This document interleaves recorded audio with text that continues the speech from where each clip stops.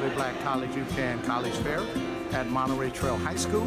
We've been working in partnership with Elk Grove Unified School District and this event for 15 years, and we have been extremely successful in getting our students from this community accepted to college on the spot.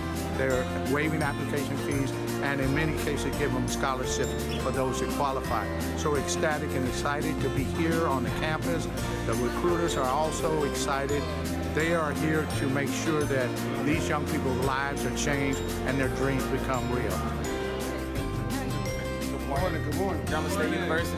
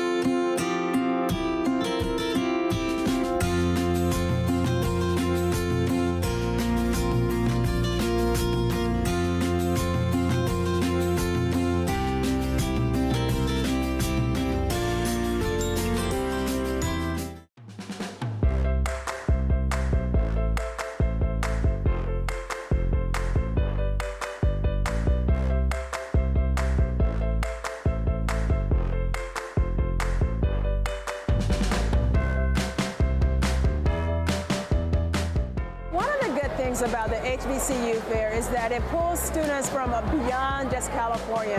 The biggest part about the HBCU, students are able to go in and visit with a presenter and gather and collect information about those colleges or universities. Many of our students don't even believe that they have the opportunity. And right now we're building lives, we're creating and shaping paths, and we're helping kids to reach their potential. I got accepted into 3 colleges, and one of them offered me a full ride. I feel really excited and relieved. I'm really excited now. I got accepted at Virginia State University and Mississippi Valley State. Kids like me, you don't know how easy it is to really get accepted. This makes it really easy.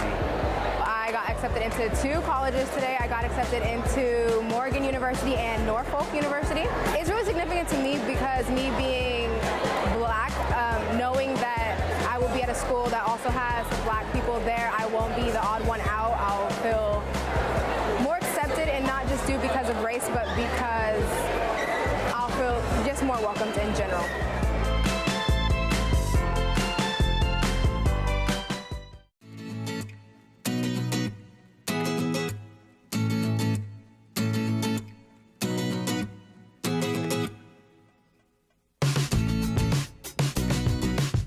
So I'd like to say good morning and thank you guys for for coming. I'll introduce ourselves, and then I'll introduce myself, and then we can all kind of introduce ourselves and let us know what school you're at and the age of your children. So my name is Benita H., and I'm the coordinator of Family Community Engagement. And I work at the district office, and a part of my job is finding out ways to support parents for their, to make sure we meet the academic success for all their children that attend the school, okay? And my name is Kim Menu. I work with Benita in the district office. I'm the district's communication coordinator. So I wear a couple different hats. My colleague Katie here, who's videotaping us, she and I work together on newsletters that go out district-wide. We work on the district website as well as support school sites, keeping up their websites. And then we do a lot of work helping school sites do a better job communicating with their families as well as staff members, so sort of internal communications within the district, making sure we're communicating well with families and then communicating with our greater community as well. Before I came to San Juan Unified, I worked at the Sacramento Bee for 11 years. So language and communication is obviously a passion of mine, and I spend a lot of time thinking very carefully about how we say things and language we use, and so I'm hoping I can work with you guys to help you sort of say the right things or choose your language carefully to get across your concerns or your issues in a way that will lead to a positive and constructive conversation with school people who can sometimes be difficult to communicate with. So I was just let you know the communication class is how to communicate more effectively with the schools. But as you know, communication is so important. I mean, where do we learn communication from? Where do we all learn how to communicate from? Our peers, our parents, our social circle. Mm-hmm. And so we all come with different norms and different ways to communicate. And it constantly changes. The way I communicate now and the way my daughter communicates are totally different because of social media and because of abbreviations and things like that. So communication constantly changes. So it's something that, it's not a skill that you have once and you learn. It's a skill we always have to work on and say, did I communicate well? Did I get my message across well? And you're right, it's important that we communicate with our children, but today we're gonna focus on how do we communicate with our school? Because as parents, you're advocating for your, do you guys mind if I say student or children? You have a preference?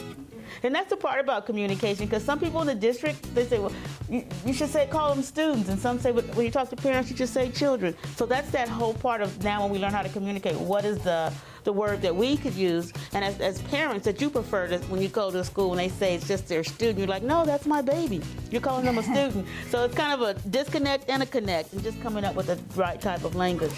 So I'd like to start off by asking the group, what are some of the reasons as you contact the school, why you would contact a school? Bullying? Absences? So everybody had different reasons and different ways they want to communicate, but it's important that we receive the message. And you're right, some of the reasons that parents do communicate, it's about academics, it's about something, there's change in my household, something's going on. And also as parents, you know the dreams of your children. You want to make sure that the teachers and everybody that's touching your student, your child, is aware of the dreams and the expectations you have for them and the high standards and the expectations, as well as your family values. So how do I share all this with the teachers? So that's why when we think about the conversations that parents have, it's beyond academics. The intent is always academics, but we have to give that other information in. So once again, I'll just go over some of the common areas that parents want is learning problems, learning behavior, attendance, problems with friends, bullying, relationships with staff, and sometimes cultural sensitivity and issues between parents. If there's a separation or a divorce, how do I communicate that without really wanting to give the school all this information?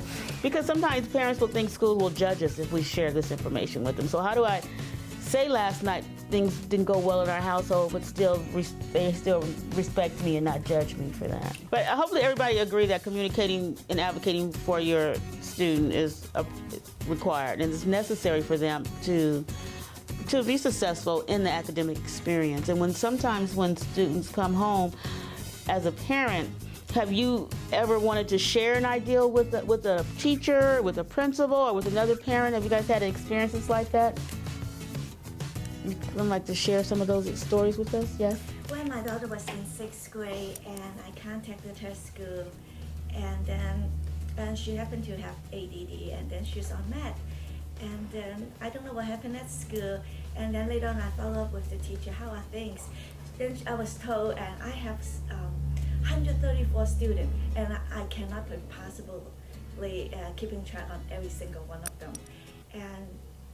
And I just don't want to bother the teacher. At the same time, when my kid come home and I'm not getting much information how she's doing. And she struggled in middle school, and now she's in high school. It seems to get a little better, but that experience, contacting the teacher is not positive, and I have not since contacted any of her teachers. That's great feedback for us to hear, because we want to make sure you guys feel empowered to go talk to who you think you need to talk to, whether it's a teacher or a principal or a coach or a counselor, and make sure that you get the information you need, or that you're relaying the information you think they need, while also making sure that there are reasonable expectations as to like the response you might get from a teacher. For example, and we'll talk a little bit more about this later, it's not, appropriate to go to a teacher while they're teaching and expect them to step outside of the classroom to talk to you. A more important thing would be to set up a meeting, to have a conversation at a time that's convenient for everybody. So it's all about finding that sort of happy medium, but we really want to make sure that you guys feel empowered, because it's your job as a parent or a guardian to advocate for your kids, and we respect that as a system. And I'm sorry that you got that response. Any other experiences communicating? Yes. I had an issue, and I had asked the teacher after school, could I talk to you about this sometime? And she goes, just email me, I'll get back to you. And it never got back. It was just, so that's out in space somewhere, so it's never resolved. And I realize they're busy, but if they don't want to talk to you face to face or make an appointment, then they should at least answer their emails. I'm not a real techie person, so it's difficult for me to get that email sent to begin with, or but when it's important to me, so. Absolutely. Many of these things I've heard before from parents. I used to work in mental health in this district, and so a lot of times I would be the go-between between the parent and the teacher and working on behavioral problems or issues. So I get that it's a lot easier that way. A lot of times there's like emotions involved, like you were saying, that can make the relationship a little bit more difficult. And when there's a mediator, it's a lot easier. I think for myself, my kids are only in preschool, so their preschool teacher, we communicate very well. I get a chance to talk to her every day, so I've only had positive experiences. But I've also had those experiences where, as a mental health professional, teachers don't get back to me, and I think what's happening? I think it's on an individual basis. Like, some teachers get really overwhelmed.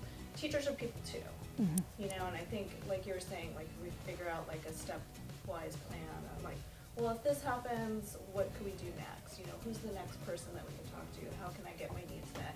I think a lot of times that parents don't realize what their rights are, and that they have advocates that you can go to assist you in this process. And I think maybe more communication around that and advertising around that would be helpful too. Well, I love what you said about teachers being humans too, and that goes for all of us, parents, teachers, principals, our FACE team. We're all human beings, and we're all not going to handle situations perfectly. And so some of the tips that I have, specifically if there's an issue you want to address, I'm giving you tips that I think will be helpful, but they're not guaranteed to work with every single teacher or every single principal. As a matter of fact, I would, in general, always recommend to try and avoid email when possible and try to have an in-person conversation, which is exactly what you did, and it didn't work. So, so we all have to understand that no one's perfect, and so none of these are going to be perfect solutions, but hopefully we will give you some ideas about how to stay persistent. If you feel empowered to stay persistent, even when you get brushed off, and maybe some other avenues you can try when something doesn't quite work. And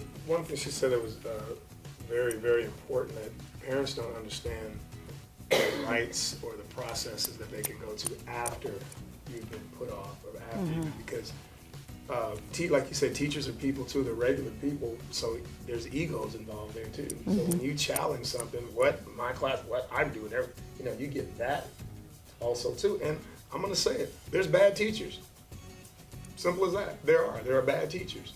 So if you feel like that, you have to know what your recourse can be. And the biggest thing is making them accountable for the way they're treating you and your child by going to their boss and the administration, or CCing the administration or the principal an email you send, CC it to an email to them. When it's not responded, you hit the response, I haven't heard from you, you CC it again.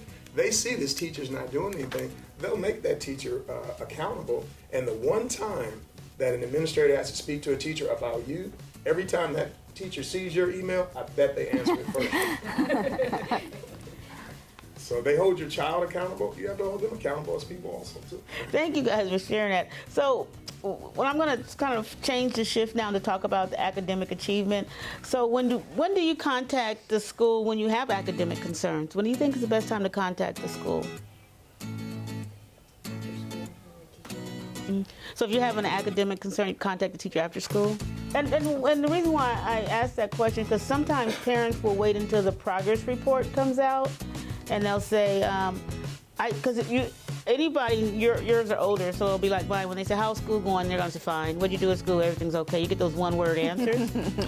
And so as a parent, if you kind of think, well, the teacher said on the website they're having 45 minutes of homework every night, but my student's not doing anything. And then sometimes parents say, I'll wait until the progress report comes. But as parents, I always recommend you don't have to wait until the progress report. They'll have parent-teacher conference district-wide in November, but sometimes that might be a little too late.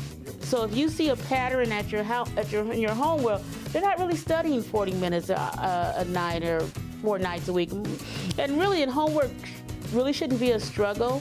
When I've talked to most teachers, they say homework is really like a practice of what you've already learned in class.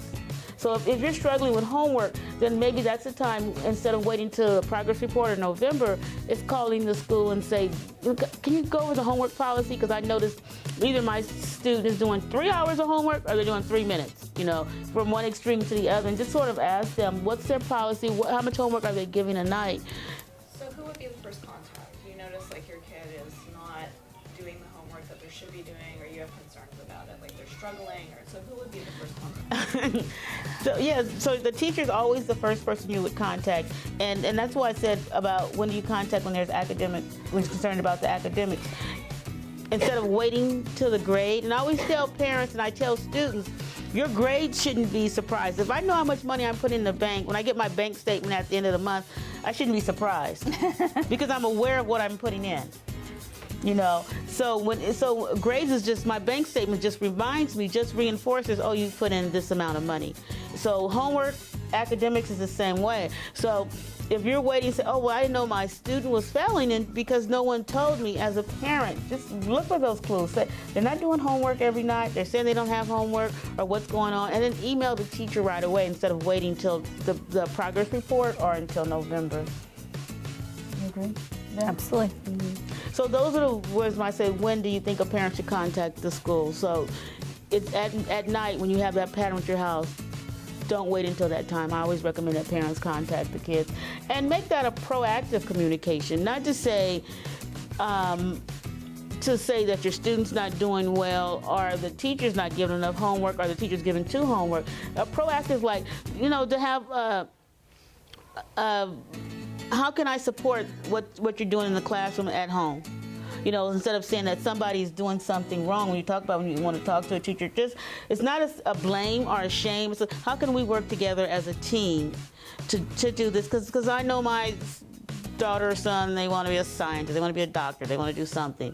And so I want to make sure that we're still on the same page with that. And so you're kind of sharing a little dream with your student, but you're also wanting to know how can I support the learning that's happening in school. Because parents don't realize that parents are the original first teachers.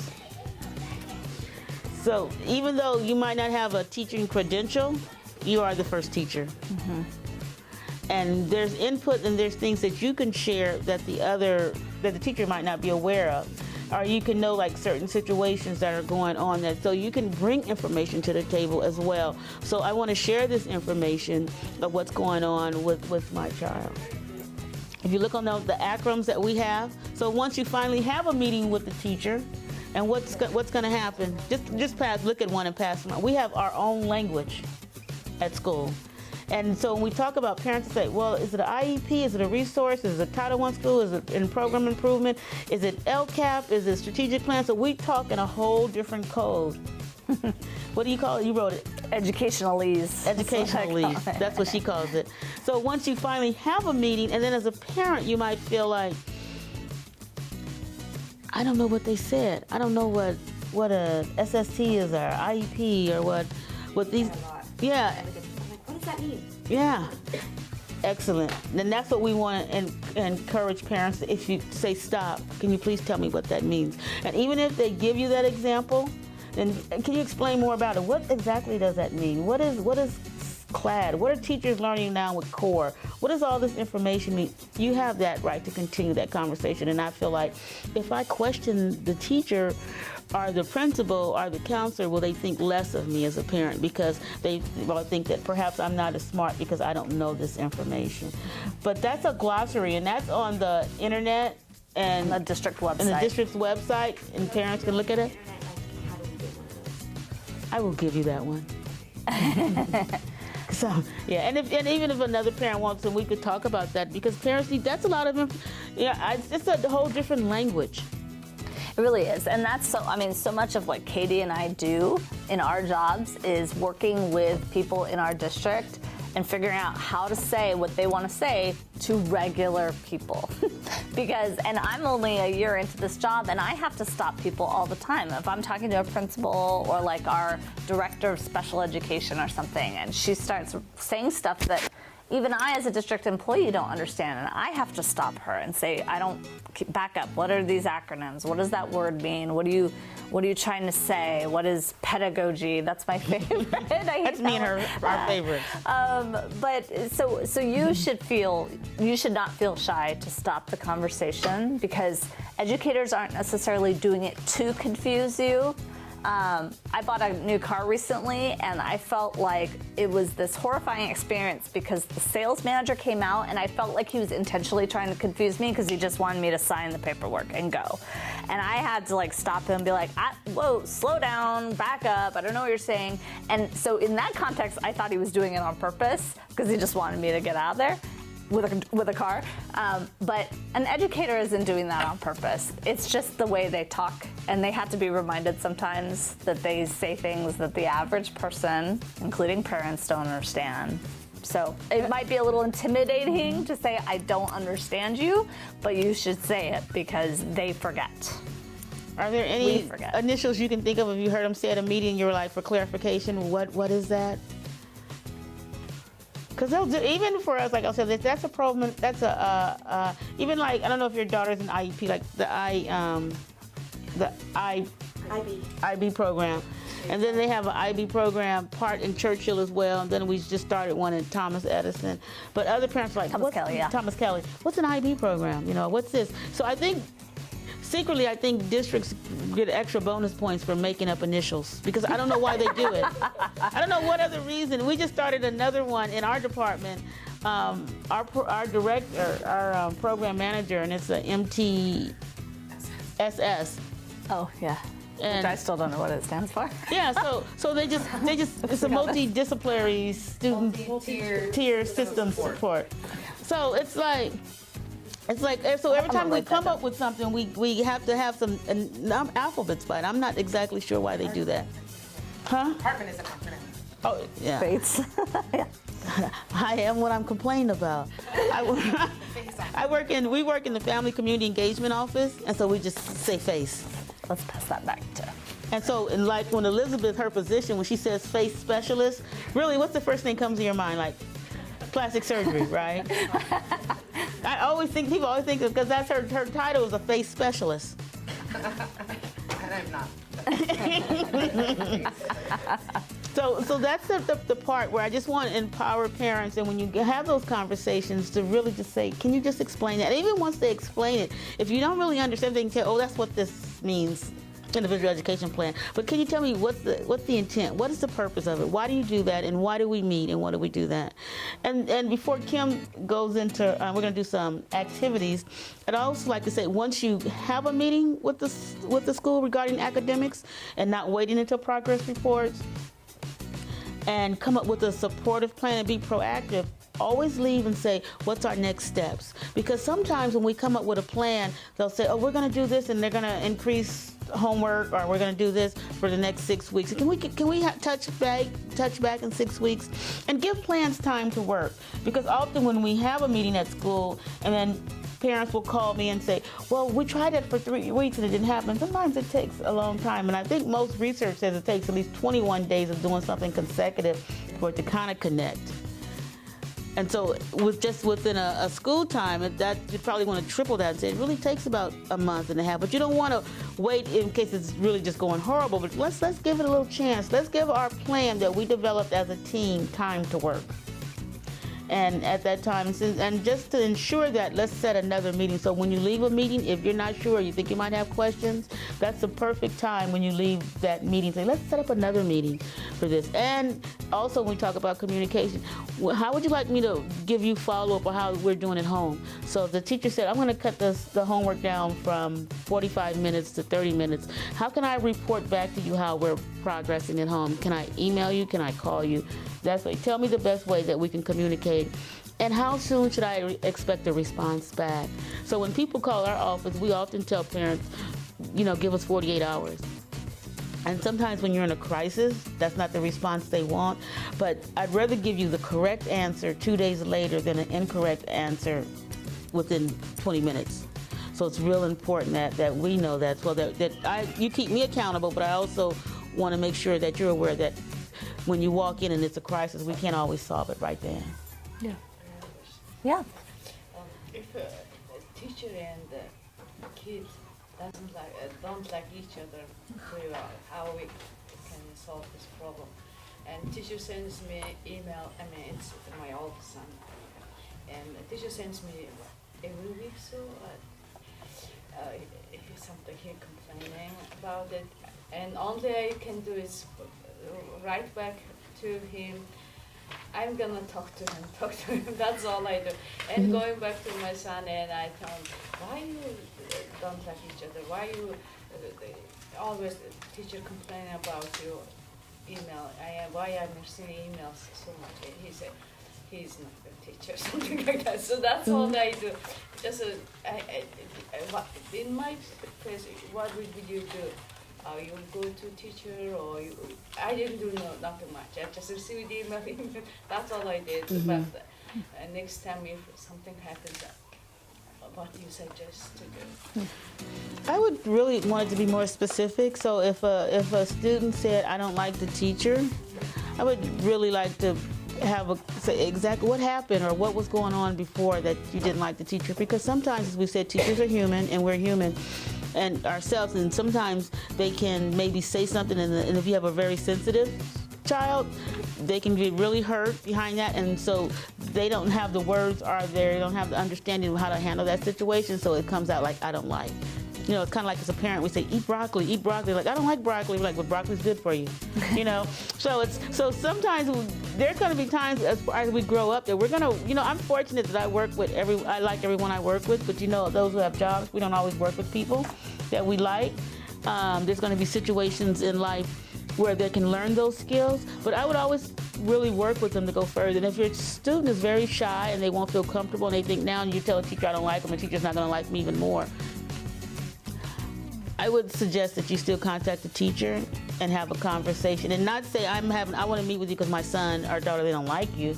Just said, I just want to meet with you, and I have a step opportunity to maybe share some of the dreams or desires I have for my student and what we talk about at home. So at our house, he really wants to be an engineer, or they really want to do this, and see, these are some of the things that's going on. So it doesn't have to come across for that particular reason. Yeah, I also, I'm jumping ahead a little bit here, but one of the best practices I'm gonna give you, or sort of like golden rules a little bit, is not to overgeneralize.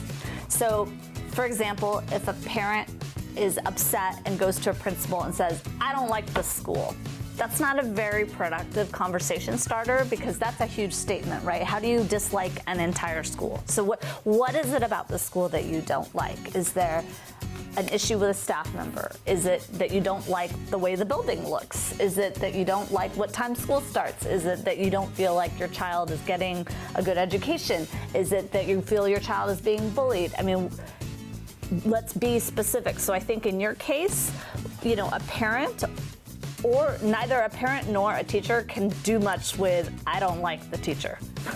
So what is it about the teacher? Maybe he just doesn't like, you know, how much homework he gives. Maybe he doesn't like that they do a lot of reading out of a textbook, and he'd like to do more activities or projects in class. I mean, who knows? It could be, maybe there's a little bit of a personality conflict, and that happens, you know. So usually there's probably something more specific that could be addressed, whether it's a certain behavior or a practice in the classroom, or you know, a certain method of teaching by the teacher or something. I mean, usually you can drill down to something specific that could be addressed. But I love that you brought up your culture, because that's something else that I didn't even think about talking about here. But we have an extremely diverse district. You know, linguistically, culturally, ethnically, religiously. So not every teacher is gonna be proficient in all the various cultures and languages represented in our district. So there might be cases where there is some sort of cultural tension going on, or a teacher might not understand a certain behavior of the child, and might not understand that there's a cultural reason for that. And so that's even more reason to open up the lines of communication and make it, you know, a learning opportunity for everybody. And because we want to respect all the cultures of our families, but also make sure that we're getting, you know, the academic progress we want to see. So how can we work together and like I said, make it a learning opportunity for everybody? Because I think that's really important. Thank you for sharing that, because that, and Kim's right, because we do want to look at that and make sure that we're respecting what's the parents' culture, the students' culture, and that they're also aware of what's going on. And that's in our district. I'll keep going back to the two-way communication, because sometimes if no one tells us, we don't know. And I will tell you that my daughter was very sensitive, so sometimes she wouldn't like a teacher, and the teacher had done nothing to her, but she observed the teacher not being fair to someone else, because she was one of those kids was the fairness police. And so she would feel like, I don't really like that teacher. And I said, well, what's going on? And, you know, it wasn't even about her. It was about, well, he let this other student turn the homework in late, and the other one got to turn in right. And I heard him say that the homework has to be turned in at a certain time, because that's what, she was a rule follower. And that's what the kind of stuff that bothered her. So would I have talked to the teacher about that with her? I wouldn't meet with the teacher to talk about that situation, but I did use that opportunity to talk to my daughter about, you know, that we understand what's going on, and this is how life is sometimes, you know. And I really acknowledge her being very caring and being observant of other people, and that she just makes sure that she's fair, because we can't really control the other part. But it is that awareness, because sometimes it could not even be related to them. They could have seen another student have a situation, or another parent, because you know, kids are so observing. They watch and they see everything that's going on, and you know your children, you know what they like and their personalities are like. But I do appreciate you sharing that. And that's like, anytime we have a time to learn and celebrate another culture in our district, we open that opportunity. Please don't let that be a barrier not to communicate with us. Absolutely. You can translate the website, but I'll be completely honest with you, we don't have a perfect solution to that, because it's Google Translate. You can click, you can say, I want the website in Chinese or Mandarin, I should be more specific, and you know, it'll give you a translation, but it's a computer-generated translation, so it's Some languages apparently are better than others, but it's not ideal. And so we are working on trying to figure out if there are maybe certain sections of the website that are most frequently used or visited that we should have translated by a human who is proficient in the language in our top languages. So that's one thing that we're looking at trying to change about our website. We do have many of our schools that have a lot of English learners have staff members who can help with translation. We also have district translators in our most common languages, which are Spanish, Ukrainian, Russian, and Arabic, that can be brought in. And we also have a telephone line that can be used. So even a principal and a parent can even be sitting in one room together, but they can be using a phone translation. So if there's one thing that I think we hope that you got out of Benina's portion is to be proactive and don't necessarily wait for a problem to arise. It's okay. We encourage parents to do just check-ins. It's almost like going to the doctor and just having a routine physical. There's no problem, you're just checking in. And so it's okay, and we encourage parents to do that, to just check in. How is my child in the classroom? What's the behavior like? Is he or she doing okay? Is there something I can be doing at home to reinforce what you're doing in the classroom? Is there a behavior I need to work on at home so that it's not an issue in the classroom, that sort of thing. So that sort of proactive stuff. My portion is sort of a little bit more what to do if there is a problem or a concern. And so I had an activity, but we've had such great conversation that I'm actually gonna skip that because I wanna make sure we have time to get to like the meat of what I wanted to give you. So I gave you 2 flyers. One of them is front and back. So I polled some principals and a couple teachers, some principals who I know well, who I think are really good people, and who, you know, obviously I don't see them at work every day, but I think are probably pretty good with parents and families, who I know at the very least have really good intentions. And so I got some feedback from them about how they would like parents to reach out to them and handle issues, concerns, questions. So these best practices that I put together, some of them are based on my own professional expertise in the field of communication, but a lot of it is also informed by real people out there in the field. So I wasn't just thinking of things off the top of my head. It is informed by some feedback I got from, I think probably I ended up hearing from about 7 different principals and at least 1 teacher, and of course principals used to be teachers, most of them. So, so there is something actually behind these. I'm not going to read this to you, but I just want to go quickly through them. And the first one I think I just kind of hinted at, but assuming goodwill. And this is a concept I learned coming to San Juan, actually, and I think it's such a good one because we have conflict in life all the time, right? At work, I sometimes don't agree. For example, with principals, I work with principals and I help them sometimes decide how to communicate certain information, what information, like if there's something happening on the school campus, for example, the cops show up, okay? Or there's a lockdown. I help a principal decide what to tell parents, how to say it, and I actually help them physically sometimes get the message out. Sometimes we don't agree. But I always assume that principal has that opinion because they're trying to do what's best for their school community. I assume goodwill. I don't think they're just trying to be a pain in my butt. We may have a professional difference of opinion, but I at least come at it from the perspective of knowing that we are both in it to help kids, right? So I think anytime you have a conflict with a teacher or a principal or an issue at a school you want to address, try to keep in the back of your mind that we're all here to help kids. So, so assume goodwill in your conversations. You can be an advocate for your child while still being respectful. So I think some people who are especially adverse to conflict, they don't want to be a pest. They don't want to bother the teacher, or, you know, well, there's 30 kids in my child's classroom. If all parents were bugging the teacher would have no time to teach. We really want you to feel empowered to be an advocate. We just ask that you be respectful about it.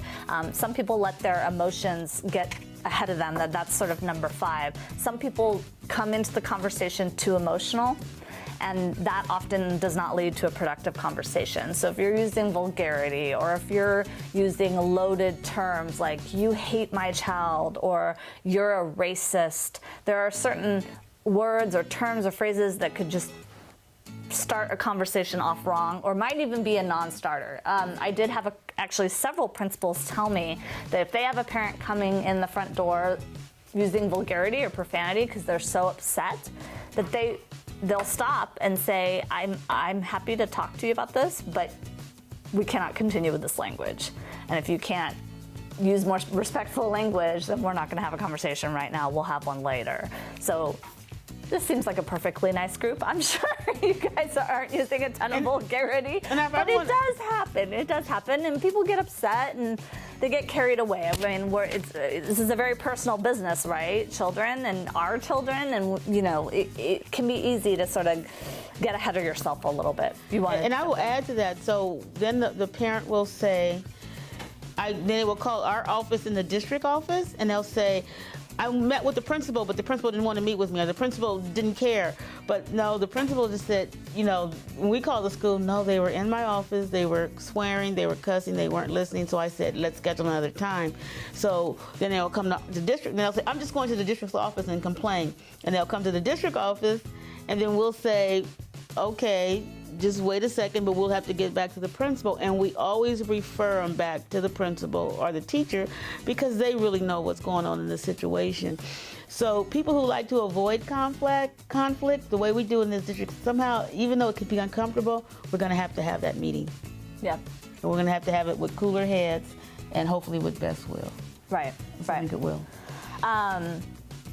So number 4, I think, is one of those, hopefully, that you can really take away with you, is using I statements instead of you statements. And I actually had a number of principals and teachers cite this as a good example that for conversations they have. So don't make it about that person, make it about you. So I'm concerned about my child. I have this question. Not you.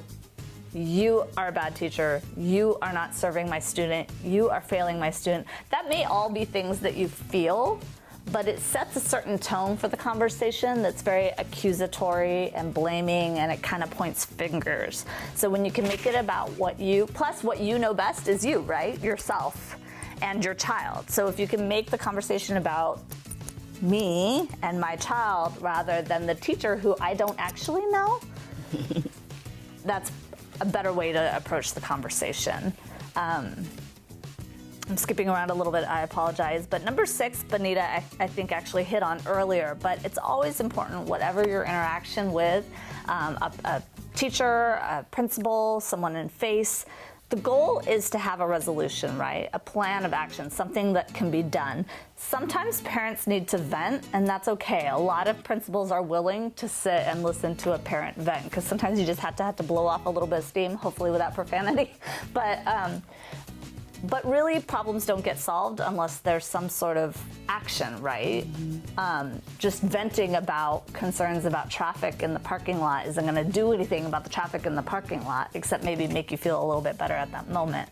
So what can we do to make the traffic in the parking lot better? So if you feel like a conversation is not really getting to that point where there's going to be some action taken, ask for that.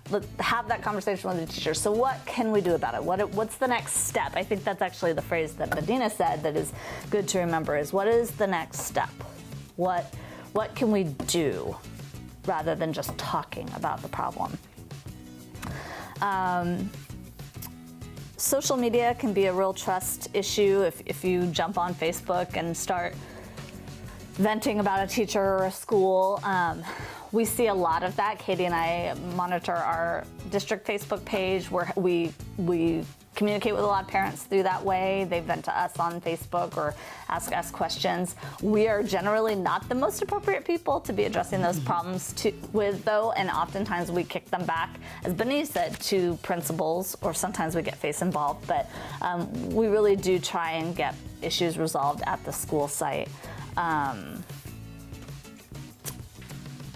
And then the last thing, you guys can read all this later, but number 10, I think is one of the most important things on this list, which is, again, sort of going back to the emotion of everything. Sometimes we can get so carried away by our emotion and our issues as adults. And if I feel like I'm having a conflict with Benita, she and I can really get into it, and we can just kind of get obsessed with this, and we're forgetting about the child over here.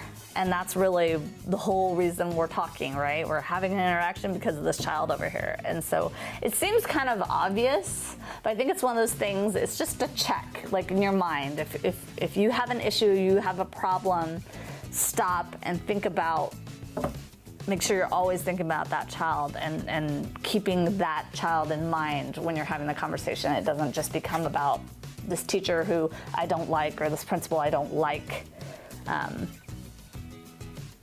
Why do we not like the teacher in relationship to this child? And what can we do about it? Does that make sense?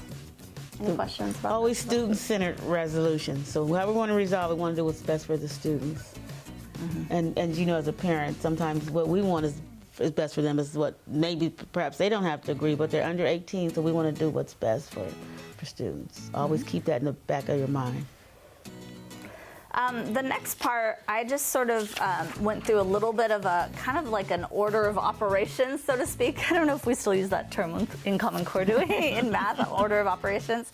But and there's been a lot of questions about that. And I think, as Benita said, in general, always start with the teacher. And it might be that you cannot come to some resolution with the teacher, or you can't get the teacher's attention. And then you might have to move up a notch, and then you go to the principal about it. I would stress very strongly to try and use email only. If a teacher says they prefer it, like in that case, kind of makes me cringe a little bit to hear that. But some people prefer email. If nothing else, use email to start the conversation. So I'd like to talk to you when it's convenient for you. Here's my phone number, or here's when I might be available. Here's what I'd like to talk about. That was a really important message I got from principals, is they sometimes get these requests for a meeting, but they have no idea what they're walking into. And that's not really fair. And it also can lead to a much more productive conversation if the principal knows what the complaint is and can go research. So in a situation similar to yours, you might say to the principal, I've been trying to talk to the teacher about my concerns about this thing, and I cannot seem to get an answer. I'd like to talk to you about how we can move forward. Please call me, or can we set up a meeting? But now that principal has an opportunity to maybe go check in with the teacher, maybe do a little research, and then you can have a productive conversation.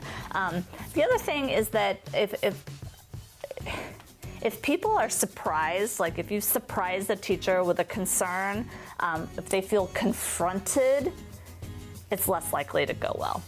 So if you can kind of give someone an idea, heads up, what it is you want to talk about, oftentimes you're gonna get the conversation off on the right foot.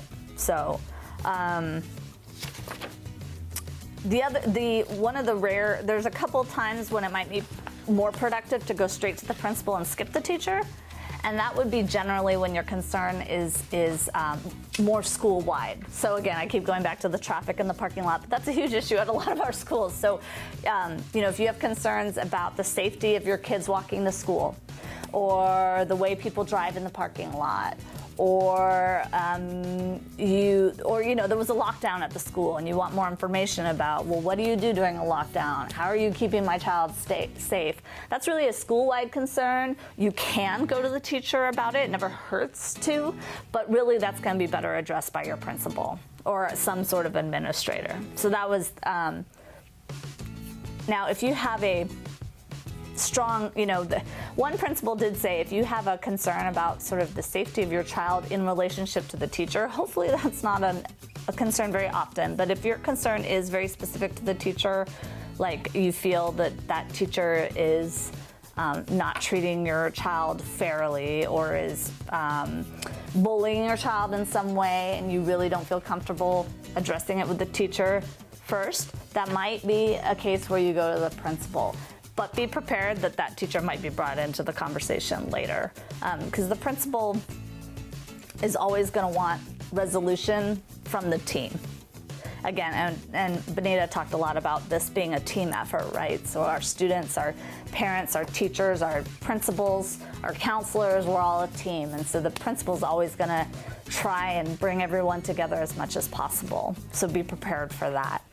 And then FACE is here, and I'll let Benita build on what I wrote here, but if you really feel like you've gone through the teacher, you've gone through the principal, and you just can't get the resolution you're looking for, FACE can help mediate the situation. And again, they're gonna get everyone together again. They're not gonna just take care of the issue behind the scenes. I think they're going to bring everybody together, and we'll see how we can best resolve it. And sometimes the initial issue is not the real issue, and just really talking to the parents and finding out what's really going on. And so they might have, the complaint could be that my daughter or son they received an F or a failing grade. But once we talk to parents, we can find out maybe it's something else, and we can connect them with resources or support. And sometimes, like I said, teachers are human. Perhaps they didn't see the homework packet. Our parents weren't aware that I should check the backpack every Friday night. Mm-hmm. And then there are some issues that takes time to resolve, and I will say parking lots, and that's an issue here at Star King. But you have to have people from the county, people come out, they do traffic control. So a lot of things like that involve law enforcement. It takes time. It's not an answer the next day. Right. And that's when you'd go to the principal and say, we're working on it. And perhaps as a parent, you'll get frustrated. No, there's still traffic at 3 o'clock. I even have community members complain to say that there's a lot of traffic.